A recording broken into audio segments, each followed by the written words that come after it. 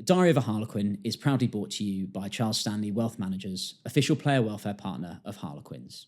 If you're thinking about starting your investment journey, Charles Stanley has lots of hacks and ideas on how to secure your financial future.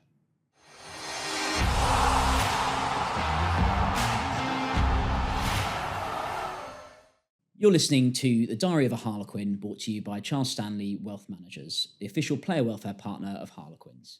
I'm your host, Joe Yates-Round, and today we'll be talking to Jack Kenningham on what it takes and what it means to be a Harlequin. Jack is a powerful back row, capable of playing 6 or 7 for Quins. He broke into the team as an unknown academy product after an injury to an established first-team player on the run to the incredible Premiership win in 2021, with Harlequins being involved in one, if not 2, of the most remarkable matches ever played in the Premiership. A promising sportsman at school, Jack was equally adept with a cricket ball as an opening bowler before ultimately picking rugby. Jack's rise was remarkable and even led to an England call-up, but then came a broken neck and around a year out of the game. But that didn't faze him. He came back and played every single game to start this season looking stronger and feeling better than ever. Welcome, Jack Kenningham, to Diary of a Harlequin. Hello, lovely to be here. So I guess there's plenty of bits we can discuss there, and for everyone listening, we'll be coming on to the broken neck because that's a relatively big thing that doesn't happen to many people. Yeah. But I guess let's kind of go back to the start. I mentioned in there that at school, cricket, rugby, but you're a sportsman, right? Like, why rugby? Why did that have the edge over cricket for you? Yeah, like you say, I guess I enjoyed playing sport like all the time. It was anything, to be honest, at the start, football. Rugby when I sort of joined Reeds, and then cricket, absolutely loved cricket, did a lot of swimming. I'd even get involved in like whatever was going on, but those were probably my main bits which I enjoyed. And I guess rugby was always like a standout. My dad played when he was younger, and I guess sort of the enjoyment he got out of taking me down to rugby sort of rubbed off on me, I guess, and I sort of felt like I was pretty good at it. And just to be fair, like there was never I didn't play any representative stuff until maybe I was 16 when I first played for like Surrey. Right, okay. So I was, I guess, relatively slow or late mature, I guess. But I just enjoyed playing at Reeds, like absolutely loved all the sport there, particularly the rugby. And it really wasn't until I joined the academy when I was 17. Jim Evans came to watch one of the school games and he invited me down and then sort of haven't looked back. And I've just been working and playing with Harlequin since then. So was that educated? So 17 quite late to be kind of involved in an academy? Yeah, I can't tell you when the academy starts, but it's maybe 13. Yeah. Maybe younger. But yeah, I knew of boys who were involved in the academy and I knew sort of that was something I would like to do. But I guess I just didn't ever expect to have that. I don't know whether it was a lack of belief or confidence, or I do just think it was partly down to the fact I was just slightly late to mature and also just exposure, like playing certain teams, and it was sort of lucky in a way. Jim Evans, who picked me up and who asked me to come down, he just came to watch another guy playing for RGS Guildford. And we were just playing against them, and I had a good game. And off the back of that, he messaged one of the coaches at Reeds and said, "Would Jack like to come down?" And of course, like I did, and went well in a couple of training sessions. Played a trial game, and then I was in, and I played a few games in my lower 6th year for Harlequins in the under-18s league, and then at the end of that, we actually won. So that was when Marcus, Caden, George Head. I hope I've not forgotten someone. We're in the year above, and we won the Premiership with that. And there was also boys who I've come through with, George Hammond and Jack Musk, who are still at Quins, and playing. And we sort of came through together. But I was sort of slightly later into that setup, I guess. So that must have been interesting for you at school then, kind of knowing that was the aim, like the dream was like get into that academy. But did it come a point when you had mates that were involved in it, people that you knew were involved in it, and you were maybe 16 thinking, I guess it's not going to happen for me, so maybe rugby would be something I do for fun rather than a career? I think there was always I don't really know. I think part of it was because I didn't really put any pressure on myself, and because I guess I'd never because I'd never been there. It wasn't like I'd been dropped and was like, trying to fight to get back in. I guess I'd never had that exposure. And part of me was I just loved the playing. So part of me was like, I hadn't actually processed for playing professional rugby was like a career path in a way. Yeah.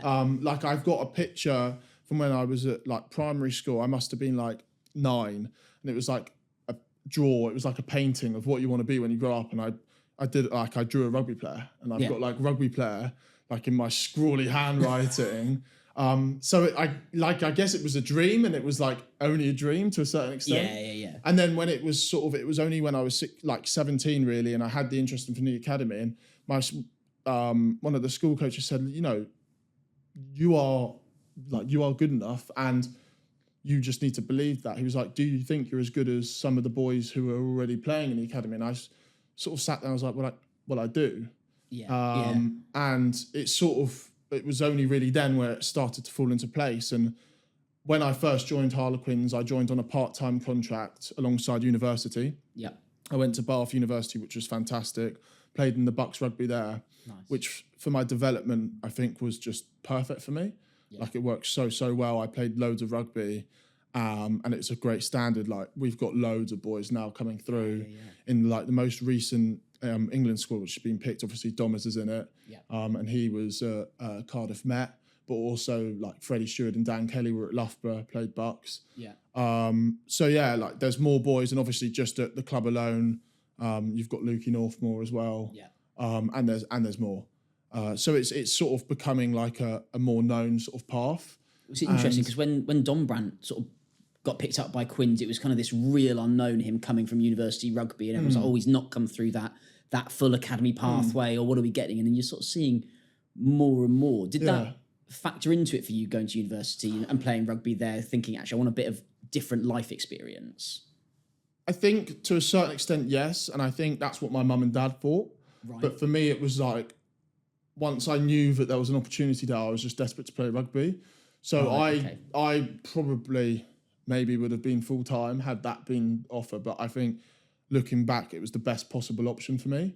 It meant I could like mature, because coming out of school, I was probably like 90 kilos. I'm now probably like 107, 108, and like just a little bit lighter at the moment, which is obviously like, you know, a lot heavier than I was, almost like 20 kilos. And to play in sort of at the Premiership standard, you do sort of have to, like, there's a place for everyone. But for me at the time, it was like, I just need to develop. I needed time. And like, you know, you've got boys who are like far smaller, ripping it up. But like for me, just like to build into my frame, I was quite tall. And just skinny really. So it was just an opportunity at university, and the Bath team were great there. At uni, we trained in the mornings, and I got to play on a Wednesday with my mates, and I come out with a degree, which is probably what my mum's most pleased about.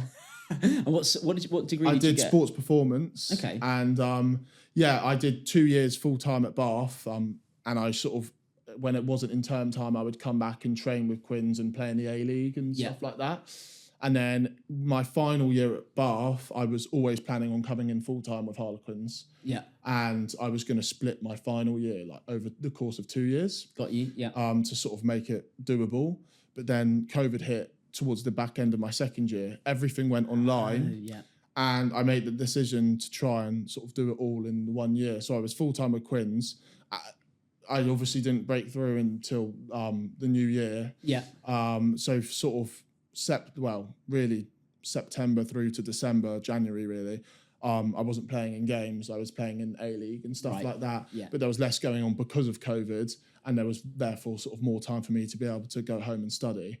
And it was the best thing I did because it got it done, sort of thing. Yeah, and I guess that whilst the idea of splitting it over 2 years probably felt like, oh, good, that's more manageable. Do you think you'd have had the headspace to have gone back to it if that season had still played out the same way, but you were maybe only a quarter of the way through your degree, and then suddenly you're playing every minute for Quins? Like I'm a sort of, everything happens for a reason, and I do think that was one of them. Like I think I'd have really struggled to, after coming off the back of everything which happened, to like continue to do it, and it would have been sort of hanging over me for that extra sort of year, and everything would have been just sort of that much like later and delayed.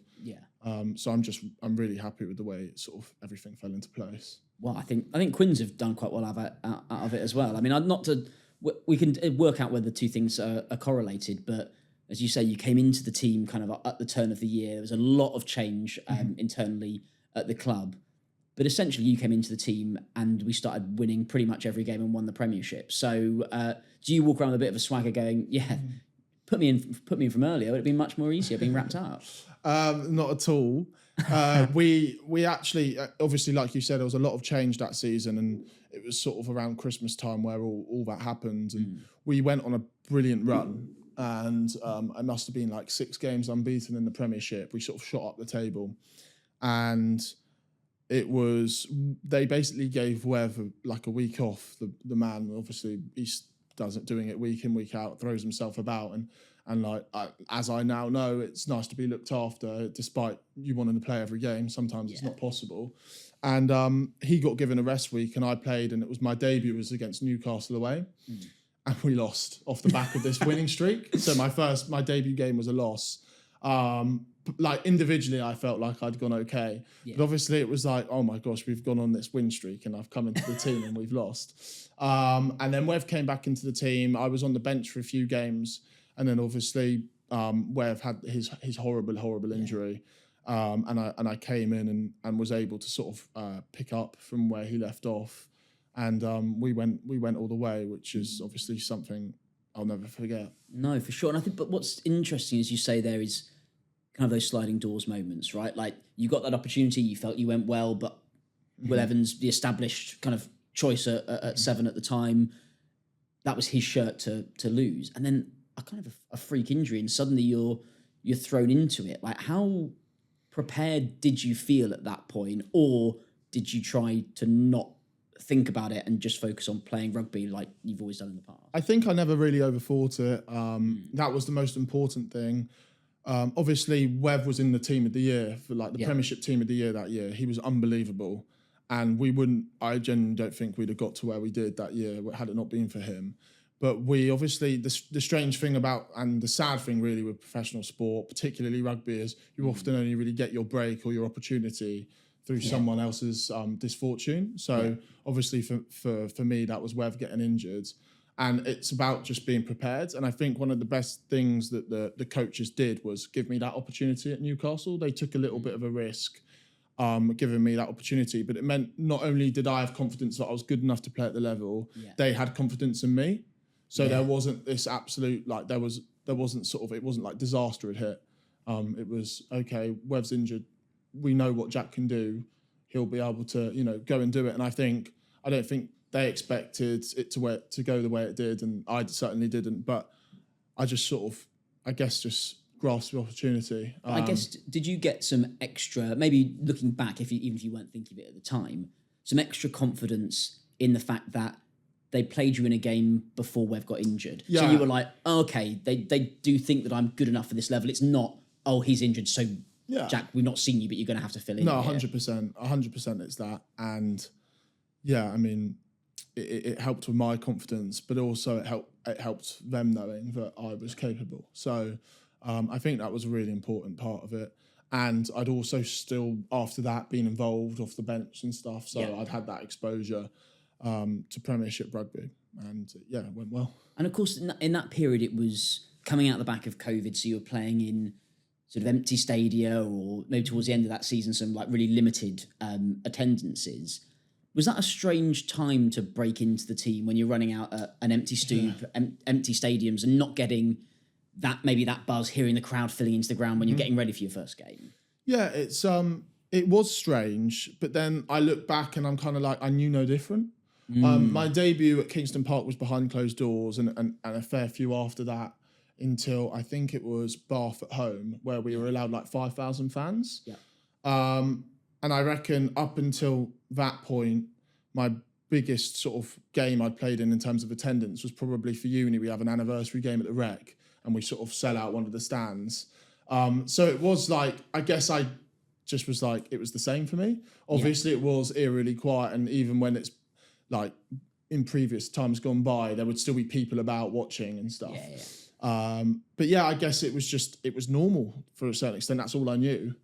And then when we had that game against Bath, it was unbelievable. Like I remember thinking, like, this is special, and like the noise was like I couldn't really get my head around it. Like there was not very many people, but it felt like we had an unbelievable atmosphere. And now I remember boys being sick of playing behind closed doors, and they didn't enjoy it. And now I look back, I'm like, I'm not surprised. Like now I've had the opportunity for a couple seasons to be able to come out at a packed stoop, and even on away days when you have that atmosphere, it's really special, and it's sort of part of the reason why we train so hard is for those occasions. So I understand why they hated it so much, but I think at the time, because I knew no different, it didn't really affect me, or it didn't feel that strange. And then when it did then kick in, you said like it was obviously super special, and you kind of can't imagine going back to without it. But was there a moment when you heard that roar or that cheer, or you'd been used to being able to communicate to whoever it is stood next to you in the defensive line, and suddenly you're like, oh, you can't hear me, like, or I can't hear what's being shouted, that you have that sort of like, oh, how do I adjust to this? Yeah, I never really thought about it, to be fair. There's a certain extent, like I find it the most as if there's a kick chase or certain things where maybe the ball's like in open space, there's nobody there, and you're chasing it down, and you sort of feel the crowd, like everybody picks up, and when you're near the line or defending or attacking, it's you do feel it and you do hear it. But I guess you're sort of so focused. It's like I have people go, "Did you hear me?" And I'm like, "Well, no, I didn't hear you." But I don't think for one second that wasn't because you weren't shouting. You're shouting really loud. It's mainly down to the fact that I'm so focused on what's going on.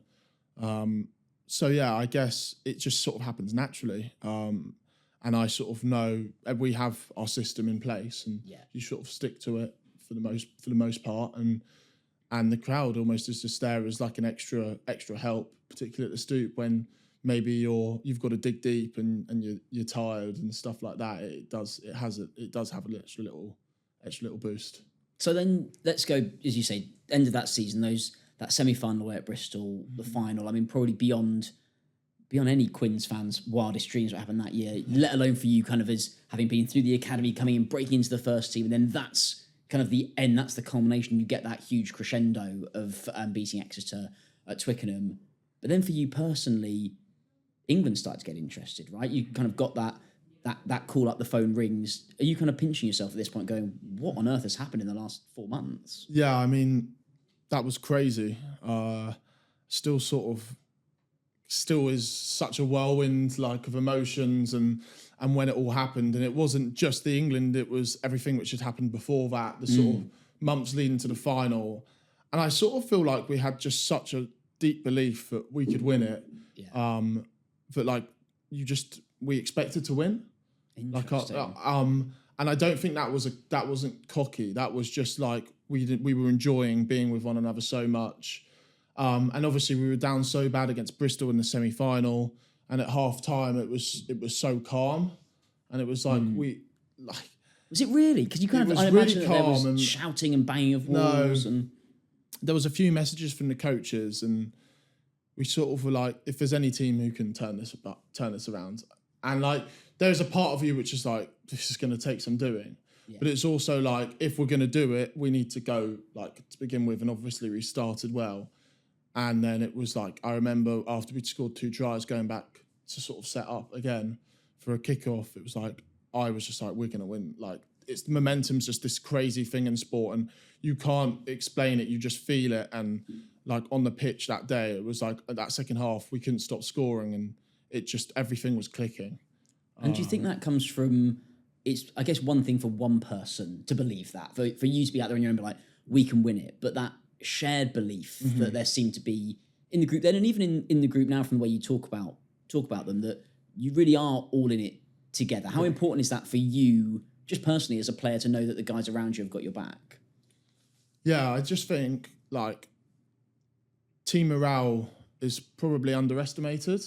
And I think and just your sort of friendships with one another. It sounds kind of crazy because sometimes it's like you have to pinch yourself because you're playing professional rugby. It's like the dream, but you sort of go, it is still a job. You go and train and then you go home.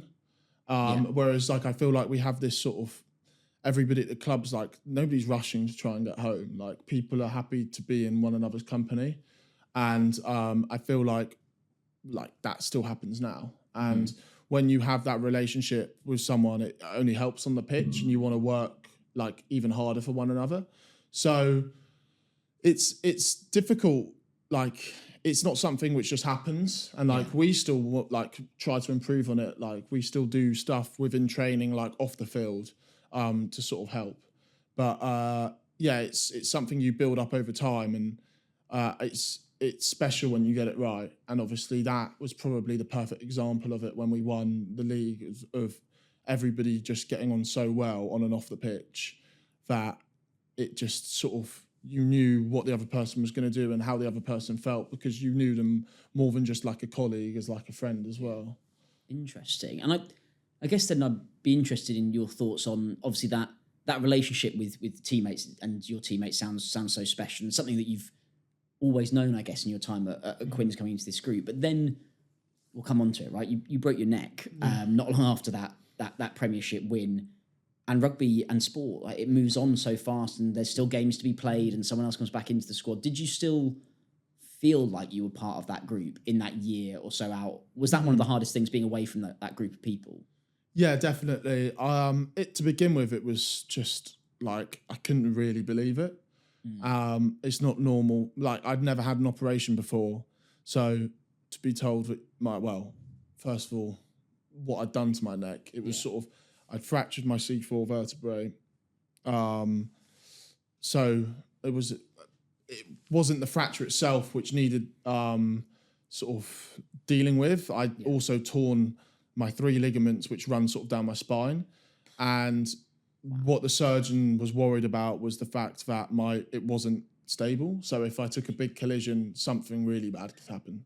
Wow. So what they did was basically they fused together my C4 and C5 vertebrae, and so it's now one big vertebrae sort of thing. Yeah. And my own bone has fused across like this titanium cage they've put in there. Wow. And that was pretty crazy, and I was scared of the operation. And like, so you'd never had an operation before, and so that's your first, like, you didn't get eased in with an appendicitis or anything like that. Like, no, that was my first op, and I guess it wasn't like I went home and spoke to my mum and dad, because obviously after the game, Dad took me to hospital, and I had my MRI, and then they pretty quickly said, we need to get you on like basically a neck board or like a stretcher type thing. You didn't go into hospital in an ambulance or anything like that.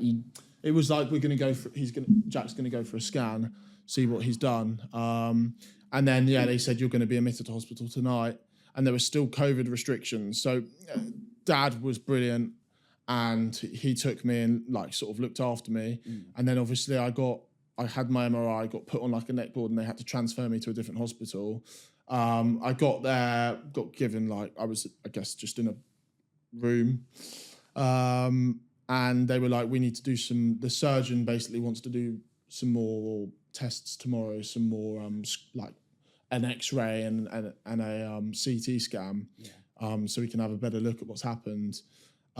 So Dad went home, and then I went for scans the next morning. Had them done, and then the surgeon came to see me in the afternoon, and it was quite tricky because obviously whatever he was going to say, I wanted to have sort of someone with me.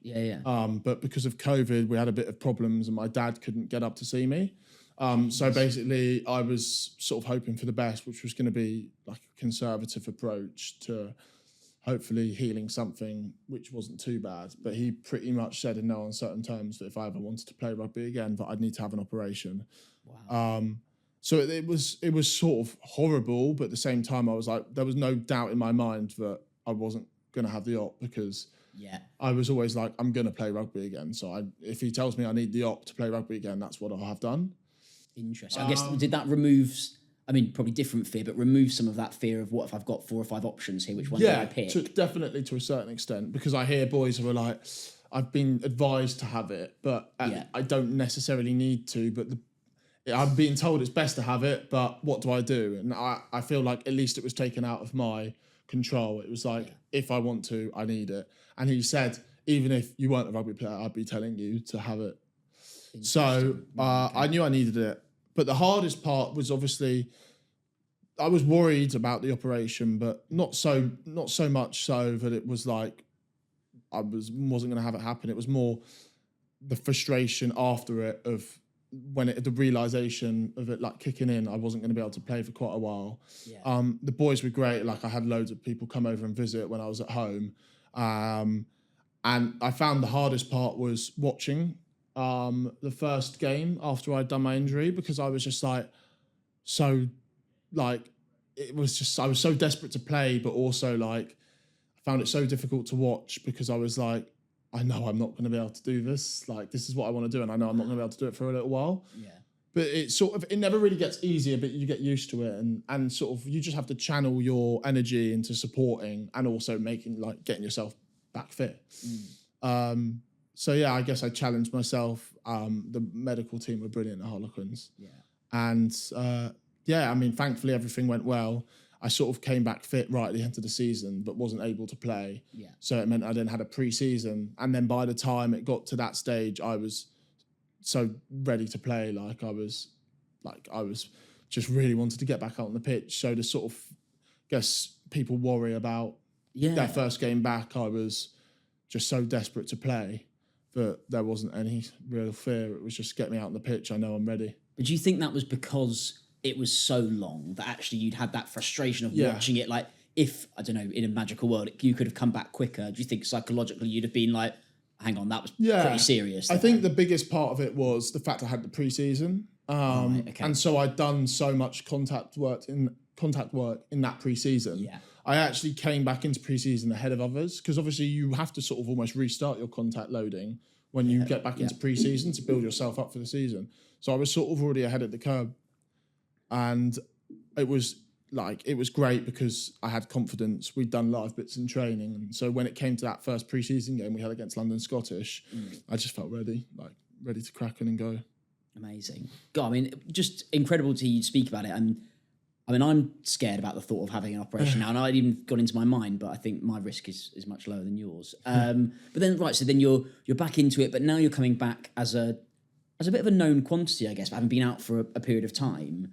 How did you find coming back into the team there? Because it was a slightly different team, I guess, by that point to the guys you last played with. Some new faces, some different coaches had come on board. Like, were you phased by that, thinking, hang on, I was starting every game before I picked this injury up? Like, what's my role going to be in this team now? I think part of me was like, I want to play every game. So what do I need to do to play every game? And then there's been certain parts of my game which I've tried to improve on, which I think will stand me in good stead for the rest of my career.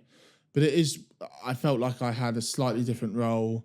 I sort of wanted to get myself into the line out. I felt like that was something which would sort of take my game up a level, which meant I wasn't doing the exact same thing. So it took a little bit of getting used to, and at some points it's frustrating because you come off and you're like, oh, I haven't played that well, but you're also like, that's part of it. That's a good frustration. You want that frustration. Yeah, and I think it's because you're under like a microscope when you're like playing sport, because if someone went in and had a bad day in the office, it's not the be or end all. But if you go out onto the pitch and have a bad game, or it's not even like criticism from other people, like, because most of the stuff I find is like your average rugby player wouldn't notice. You just a little bit frustrated about certain things. So yeah, it took a little bit of getting used to, but it sort of fell back into routine quite quickly, and played loads that year.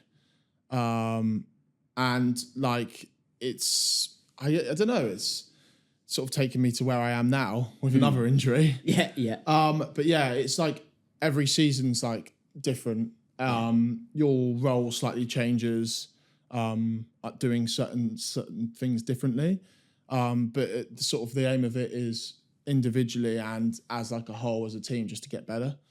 And I think it's just, it's your job, but also it's something you enjoy. So it's quite easy to just keep going and crack on with. And then I want to pick up on something you said there about how if something goes wrong in the office, it's not the be all and end all, but out on the pitch, there's the supporter element, there's the fan element. Like, for many of us, like, working in an office, people aren't, like high-fiving if we send a really good email, or like, you're not getting random people coming up to you in the street like, I love that call that you made last week. Yeah.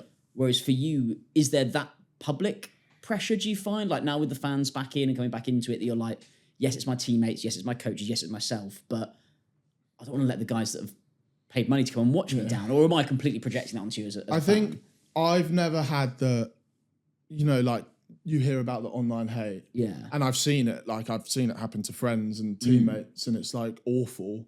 But at the same time, it's like, been happening for a while. Yeah. And sort of you just learn to block it out. And sometimes some people find it easier, and sometimes it is easier than other times. I've personally, thankfully, not had that really. Because everyone loves you, Jack. I've not had that too much. But I think we're also lucky. Like the Quins fans are brilliant and they're super supportive. And it's obviously easy to say when we're doing well, but because they're on board and they're loving it. And when you're coming to watch games of rugby and we're winning, everyone's happy. So it's sort of like it does come in waves.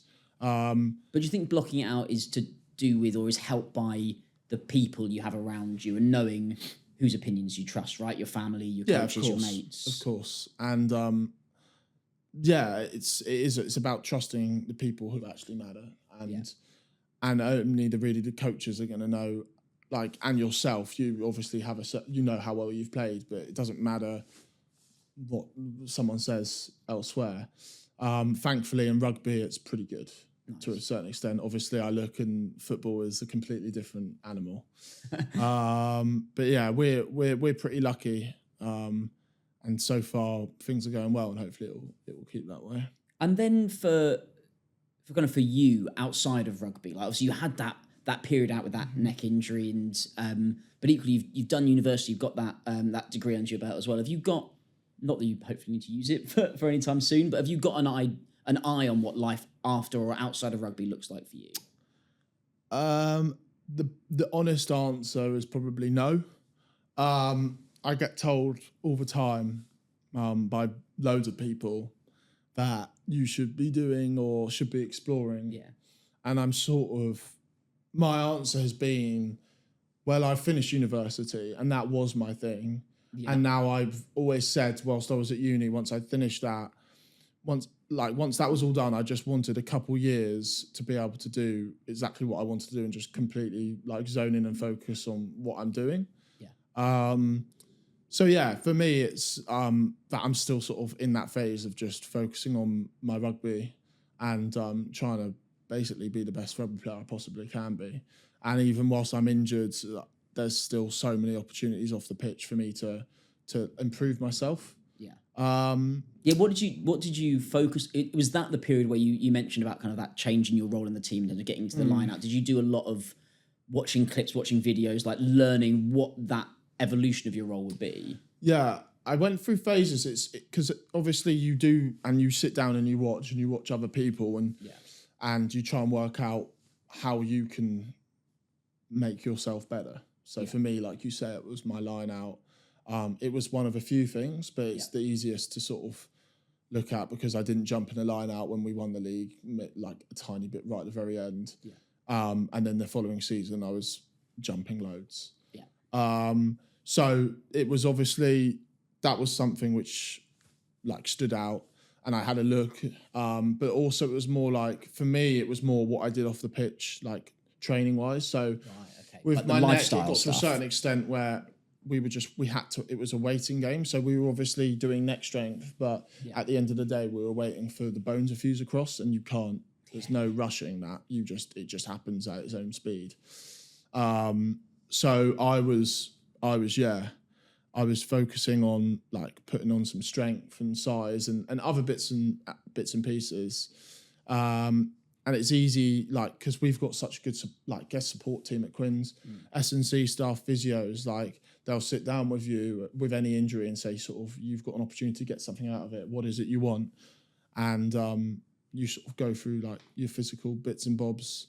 That might be for someone improving their speed over 5 meters, or putting on upper body strength or lower body, or it might be really, really specific to them and something they want to do. And the guys are really good at supporting that and including that within sort of the program, I guess, of your rehab. And you sort of say lots of people are kind of telling you, come on, you've got to think out life after rugby and all this, it's a short career, etc., etc. And you kind of found a way to go, I will, but not right now. No. Have you set yourself any kind of timeline to go, right, that's when I need to start dialing in, or are you more kind of listen to your body, listen to how you're playing and kind of react to, you said it before, it's a tough old game, rugby. There probably will be another injury down the line, another moment where you're facing an extended period away. Have you kind of got ideas on that, or are you trying to be super as it comes almost? I think it's a bit of both. Sort of when you're playing, it's really easy to slip into play, recover, train, play, and you sort of go on that. And the start of this season, I played in every game until my sort of current injury. Yeah, that's just like an ongoing cycle, and you sort of enjoy it and make the most of it whilst you sort of can to a certain extent. And obviously now I'm a little bit injured, so I've actually had the opportunity to sort of take a step back and have a look. But I'm sort of, it's really difficult because like it mainly comes from my parents. It's like, you've got to think about it. I'm like, and like I said, like I always go back going, well, I've gone to university and I've done this. Yeah. But I do completely see their point of view, but I'm also like, I'm 23 doing something I've dreamed of. Like, let me just try and do that to the best of my ability. Well, imagine telling young Jack that's just painted the picture of I want to be a rugby player who's living that dream to be like, have you thought about another career though? You're like, are you joking? I'm in the picture. Yeah. Like 100%. But I think for me, I think I'm just sort of have an open mind and it's almost waiting for something to stand out to me as something I'd like to do. Nice. And just, throwing myself into a couple different bits and bobs. And if I enjoy something, then I can think about doing something which makes me more maybe employable in the future. But right now I'm pretty happy with where I'm at. But it sounds like you've found success in doing what you enjoy at the right moment, right? Whether it be university and not really pushing for a full-time academy because you're like, well, no, I want to do this, not I've got pressure to do it. And right now you want to be focusing on your rugby, and as you say, down the road something else will come along and you go, oh, I quite like that, so I'll throw myself into that. Is that how you've always been, that you kind of just follow, if you're enjoying it, you're like, yeah, I'll do more of it? 100%. And I think actually it's a really good point, because when you're injured, you notice that more. So like when you're injured, you're like, you sort of are like, God, I didn't make the most of it. Right. But right. I like, when I'm injured, you look and you're like, you're like so thankful for the opportunity you have. And you realise almost it gives you a little bit like of a shake up. It's like, I'm really lucky to be doing what I'm doing. Yeah. So it is for me, like there's obviously a large scale of it, and particularly here at Quins is the enjoyment aspect of it. And I think we nail it for the most part. For sure. And you enjoy it, but as you said earlier, it is also your job, right? Yeah. So it's something that you do because you're good at it, but also because that's what keeps the lights on fundamentally in the house. And like for you, as you kind of look at this point in life, say you're 23 years old, uni's done, you're working, you must have friends that are then, working in the city or working other places that are starting to think about, oh, right, where do I want to live? Am I going to be buying a home or buying a car or whatever? Have you kind of got what that next big purchase is that you're looking at kind of in your life? Yeah. I guess, well, at the moment, I'm, like you say, all my friends are sort of finishing uni and looking for jobs. And I've seen the struggle that they're having. So I feel pretty lucky. I'm currently living in Wandsworth with an old schoolmate who's actually working in London. Yeah. And yeah, I mean, I guess, like you say, it is a job. I get to live out of home and like live with my friend. I think I obviously still have to, I don't know. I think it's just natural. I go back and I'm like, Mum and Dad, I want to do this. Yeah. And they're like, why do you want to, like, a little while when I first picked up my injury to my left ankle, I was like, right, Mum, Dad, like I want to sell the car. I want an automatic because I really want to be able to drive. Like I'm desperately don't want to have to rely on other people to get me to and from training, which is sort of understandable. And they sort of understood it, but they're like, not sure whether that's the best use of sort of your money. And I was, in hindsight, I was like, yeah, you're probably right. It's only a couple of weeks. But yeah, for me, it's just probably making little savings now and looking to hopefully in a couple of years further down the line, maybe being able to buy my first house or flat. But right now it's just, trying to be relatively sensible, which is hard when you're 23-year-old. I was going to say, you want to enjoy it. 23-year-old living in Wandsworth with a mate, you're talking a good game, probably because there's a microphone in front of you. But would you categorise yourself as a spender or a saver? It depends if my mum and dad are listening. Okay, yeah. Mum and dad are listening. I'm definitely a saver. And they've switched off now. They've gone, lovely. Thanks, Jack. What a great podcast. Yeah. A bit of both. It's difficult living like in London. Everything's really expensive. You pay for rent and your bills, and the current bills are nuts. So you're already like paying a lot of money towards that. And then as soon as you want to go and have some fun with some friends, you don't really want to let that like stop yourself. Be like, but that's going to be a little bit of money, but I really want to enjoy that and spend like time with them. So it's a balance. It's definitely a balance. I always try and set a little bit aside a month, just so when I see mum and dad, I can be like, don't worry, I'll put some stuff in the savings.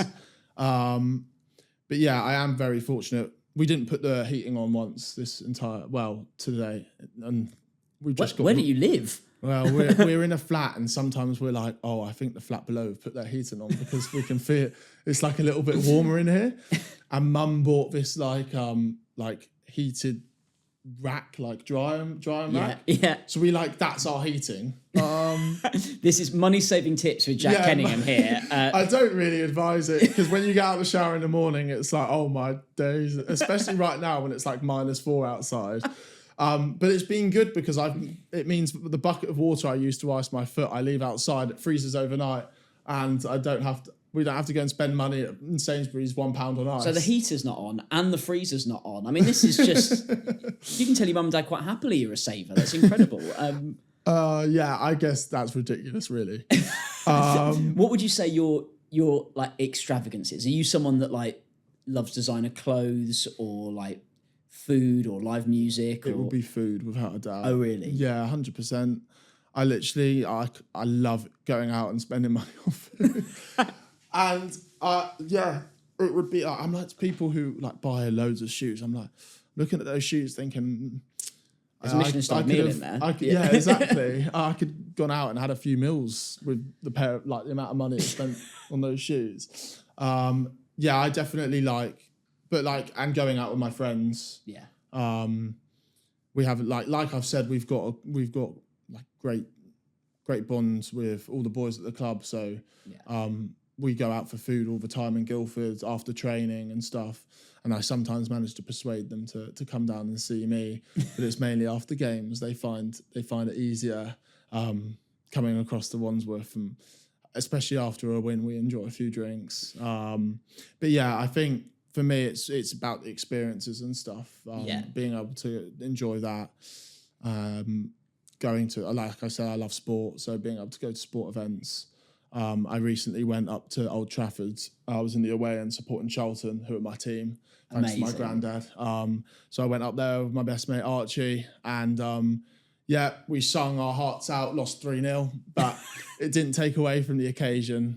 It was pretty special, pretty cool to be able to go up and do that. So that's interesting. You're a Charlton fan in your spare time. How do you find that, being obviously someone that plays sport professionally? Like, do you find it difficult to follow other sport, or are there a lot of the boys that are football fans or cricket fans or something outside of rugby? Yeah, like everybody loves football and cricket, to be fair. Probably those are the two main things at Quins. I'm probably forgetting something, but everybody has their own clubs. It's well documented. Like Marcus is as a Brighton fan. Domers is a Crystal Palace fan, which I obviously find slightly difficult. Yeah. But we don't talk about it, and also it doesn't help. I'm struggling really for arguments at the moment with us sitting in League One round like mid-table and Palace in the Premier League. Although I do remind him that we've still won an FA Cup. But we all have a bit of banter about that. We have our fantasy football league, which is a laugh. And then we enjoy the cricket. There was a big group of us who went and watched Surrey in the 2020 Blast, which was great fun. So yeah, I guess there's definitely, it is weird because it's more strange for me when I go to football, and like I've sort of already alluded to, is that football fans are awful. They can be and you good. can say that as a football fan. Yeah. And it's like the amount of abuse sometimes you see like the players getting. I'm like, if that were like, imagine walking down the tunnel at the Stoop half time, a couple points down, and someone was going, "You're useless." Yeah. It's awful, and it's something like when I hear it, I'm like, "Oh my days, that's not great." But that's why football and rugby are different, I guess. But it must be strange then, as professional sportsmen. Yes, football and rugby are different, but to suddenly be on the other side of that, and you've got that football fan culture you said of you're used to whatever. But even imagine being in the away end at Old Trafford, it wasn't all handshakes and sharing pints at half time, right? Like it was, yeah. It is. You sort of do have. You see both sides of it very easily, and even with like Quins, and I was a Quins fan growing up. When we lose, it's like it's easy to be really negative about certain aspects, but you're also like, well, I'm like, what can I do about it, sort of thing. So it's a balancing act, like all things are. But yeah, it's a crazy thing, sport. I guess it just brings out everyone's emotions. That's why people love it so much. Oh, for sure. So what you're saying is if you had your time again, you wouldn't go to be a footballer and pursue that at school for fear of, not that they'd be saying it to you, Jack, I'd be saying it to other players, I'm sure, but like saying that you were If I was a footballer, I wouldn't have to worry about putting the heating on. Yeah. That's probably life lessons there, is you shouldn't have abandoned football at school. That's look, I think I'm in a very privileged position to be able to play for Harlequins. And yeah, we all really enjoy other sports, and like I know others do as well, who enjoy rugby. So yeah, you do see as a professional sportsman, I guess, into like the life of, you sort of see little glimpses of what you think, and then you see the other side of it. But yeah, like each sport's got something special about it. But I think it's interesting, and we're probably guilty as fans and supporters of all sport of kind of going sports person, whether you're footballer, women's footballer, rugby player, women's rugby player, swimmer. I think, oh, you are a sports person, so you fit into that box. But I know we're joking about it, but it is a huge difference between being a rugby player that's come through the academy, a rugby club, versus a footballer that's come through the academy at a Premier League club. Have you ever run into any of that kind of among friends that like, oh, Kenneth is a pro sportsman, so let's jump in the Bugatti, where are we going, sort of thing? Have you ever kind of come across that perception of you as a professional sportsman? I don't think so that much. I think obviously what happens in professional sport is you earn more quicker, and then you sort of come to the end. It's like you go up, you go across, and then you go down. Whereas most other people will sort of have, maybe it will go consistently up and then level out. They won't have that drop off particularly as much. It's interesting. Yeah, I guess because you tend to not get to the top of your career and make it to chief executive, say, and then go, great, I'll now work my way back down the ladder again. That's where exactly. And sort of you finish your career, and then it's like, well, okay, what next? And then you're sort of you're back at the bottom of the ladder, which is obviously why everyone's like, you've got to think about after rugby, you've got to save, and you've got to do these things, because it's not a normal career. It isn't. Yeah. So yeah, I guess there is like, I don't know, all my friends they absolutely love coming down and watching Harlequins. I've got 5 of them coming down this weekend. I'm going to be able to sit with them, which will be slightly unusual, to watch the Sharks game. And they're massively supportive of me, and I love them for that. And that's why I'm so close with them, even having left school sort of 5 years ago. And you said before how tough you found it watching Quins when you picked up that really bad injury. Mm-hmm.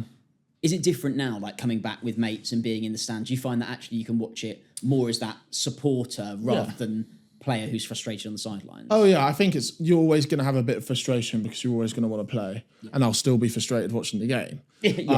But I'll be 100. Like it is easier. It does get easier, but there's always going to be that little bit inside of you which is, I wish I was on the pitch right now. But yeah, I mean, I've come to most of the games since being injured, and I've really enjoyed supporting the boys, even if in a slightly different way. Excellent. Well, look, I think now's time for me to get onto the final question. It's been a really Really interesting chat, and kind of gone into different directions, which I've really enjoyed, Kenners. So the last one is, and you've had your fair share of them already, like those difficult periods, those down times, particularly in sport, like with the injuries and maybe not getting picked, whatever that looks like. How do you still find that enjoyment and that joy to kind of keep going and keep persisting? I think, like you say, in sport, you really get that so much, especially with injuries, because you'll get injured and it's easy to slip into like, I'm a rugby player and I can't play rugby, so this is really rubbish right now. But it's important to realise like there's obviously a lot more to someone than just being a professional sportsman. Like I'm obviously a son to my mum and dad, Yeah. which is a funny one actually. And then obviously got a sister. Yeah. I'm a friend, and there's so much more to it than that. And it's about finding like the enjoyment in little things. Like for me, when I'm injured, I'll set a goal, I'll set a task with the physio at the start of the week, and then if I hit that, you sort of get a little boost from it. Yeah. And it's little wins like that. And so obviously with my neck, it was like week on week, just having little kick-ons with, maybe it was my, like, just honestly the smallest things, like being able to lift 2 kilos more. Yeah. But it's like that, it sounds crazy, but that little win like will give you so much more motivation. And for me as well, when I'm quite an active, energetic person. So I don't know, for me, if I'm ever like struggling, I really like to just train, like get on the watt bike or something and just sort of end myself, and I'll get off, and that achievement I'll feel like having finished will be great. So the secret to happiness there is training, keeping active, getting the endorphins, remembering kind of who you are outside of your job. Doing more than just a sports person. Yeah, and then getting one of those electric heating racks you have to put the heating on. 100%. Yeah, exactly right. We've nailed it. Kenners, thanks so much for coming on the Diary of a Harlequin. It's been great to chat.